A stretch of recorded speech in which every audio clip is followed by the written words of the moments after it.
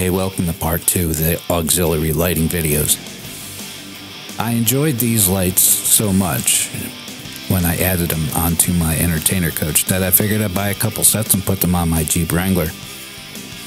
So this is a video of how I installed them onto my 2014 Jeep Wrangler. The light bar with the two 4-inch driving lights, they are 6 modes. And the ones on the A-pillars are identical to the ones that I have on the coach. You can use the 6-mode switches with the aux beam control panel. However, you cannot control the modes from the control panel. You have to keep the mode switches in the cab of the Jeep so that you can control the modes. It's not a disappointment, it's just the way it is, because the control panel are on and off switches or momentary switch only, not mode switches for the lights. I still like them. I found it easy to install. Anybody can do that. And this is how I've done it on my Jeep. I'm probably going to remove everything from the passenger side of the engine compartment over to the driver's side to make it less cluttered over by the battery. Just in case I have to swap out a battery, it'd be less dramatic. The way I have it now, everything will fold forward and out of the way if I need to remove the battery. But it'd just be a nicer install if I moved it to the other side. I ran out of time when I was home last. So this video shows how I've done it until I had to go back to work. In this photo up at the top left, you'll see the aux beam control box. That is the one that gives the power to the lights. It also takes the power from the batteries. In the kit, you will find 2 positive leads and 1 negative lead. The negative lead goes from the box to the negative terminal on the battery. The positive leads, one goes from the box to the inline fuse, that's covered in the clear plastic here in the photo, and then one goes from that breaker to the positive lead on the battery. I highly recommend when you're hooking up lights, just in case you're clumsy or distracted by the dog, is to disengage that breaker so you don't hook things up and let the magic smoke out. Don't ask me how I know. Just disengage it. As I said in the beginning of this video, all this stuff for the aux light system is going to be moved over to the driver's side of the engine compartment. It is a bit busy over here by the fuel panel and the battery. However, it is functional and it'll stay this way until I have time to move it over. All I really need is to design a plate and move it over to the other side. The plate that comes with the aux beam kit does not do anything for me on this year Jeep. I ordered the correct kit, but the plate does not line up, or there are things in the way when I try to put the plate on the inside of the fender.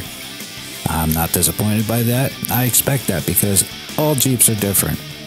So, yeah, this will all be moved over to the driver's side. In this situation, though, everything is functional. It is neat. I know where everything goes. And if there's a problem, I can troubleshoot it pretty quickly.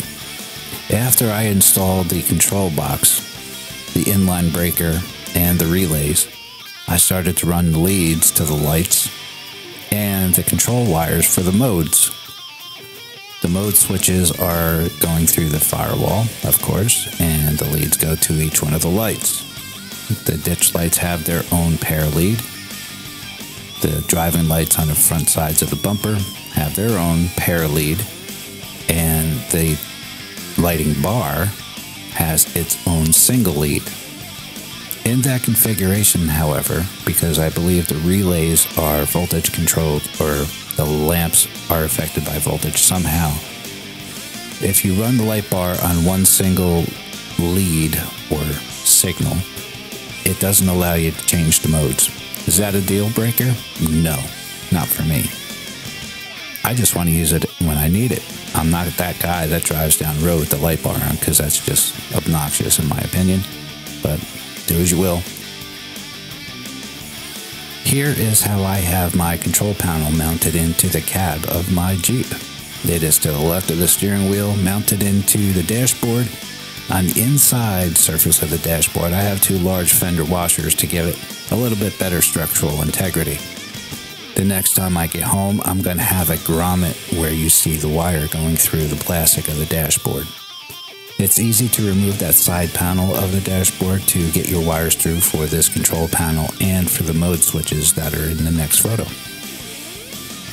This is the location I have chosen to mount my mode switches. Again, I'm only using 3 channels, and this is what has worked for me. They're fixed to the dashboard with double-sided tape. It is a functional situation. They're mounted very firmly. The wires are neatly passed through the plastic of the dashboard, and again, they go through the firewall. After I finished my install, I tried different combinations of the lights. They look good all white, but I do like this look too, the orange with the white light bar in the middle. That looks pretty sharp. I wouldn't drive down the road like this, but it's an option in case I'm in foul weather, especially with fog.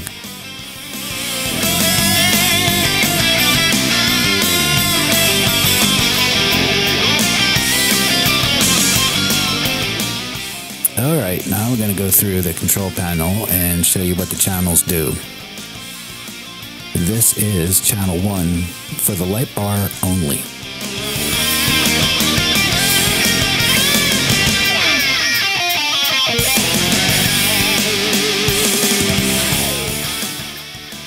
This is channel 2 that I have operating the two 4-inch driving lights on the sides of the front bumper. I'm not impressed by the brightness of these. They are only 12,000 lumens. They're okay, but I'm probably going to move them to the back of the Jeep and use them as reverse lights.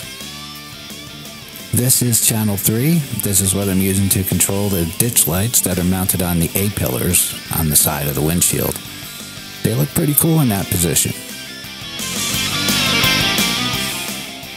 And this is what all the aux beam fixtures look like, illuminated at the same time.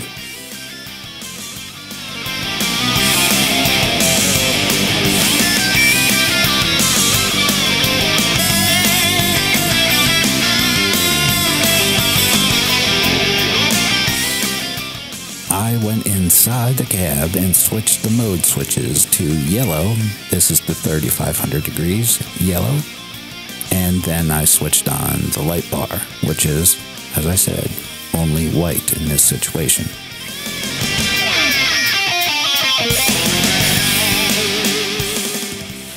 If you're looking at these lights with your naked eyes, all the lights are flashing in sync. The camera makes them look out of sync. However, when you do take these out of the package, it is possible once you hook them up that they are out of sync. Instruction manual will tell you how to resynchronize the blinking lights.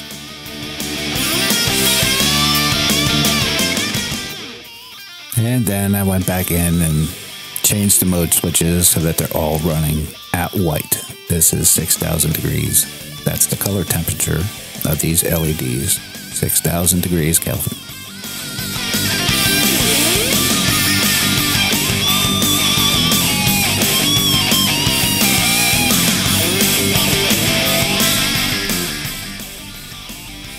I'm going to show you what all these beams look like by taking you on a ride up the street.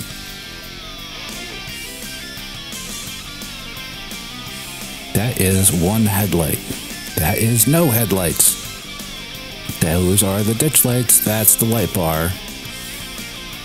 And then I add in those little 4-inchers. You'll see that the 4-inchers don't make much of a difference when compared to those other two lighting types. So what's the deal with the one headlight? Well, when I bought this Jeep used, it had two functional RGB headlights in it. It also had some other dumb LED stuff up underneath that I took out. That was one of the first things. Anyway, instead of chasing down the problem with these probably cheap Amazon headlights, I'm going to install the Oracle lighting grill. I'm also going to install the Oracle tail lights. That will be in the next video. The 4-inch driving lights that I have on the front bumper in this video are going to be placed on the rear bumper in the next video because they're not doing anything for me. I'm not impressed at all. Until the next time, thanks for watching.